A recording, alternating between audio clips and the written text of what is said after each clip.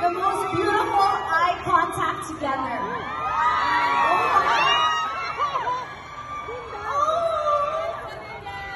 Okay, eye contact. I will give you 5 seconds. 5, 4.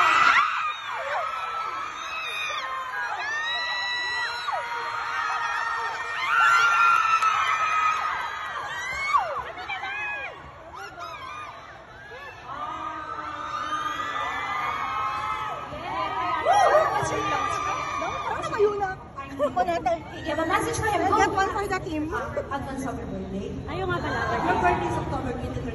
Oh! Yeah.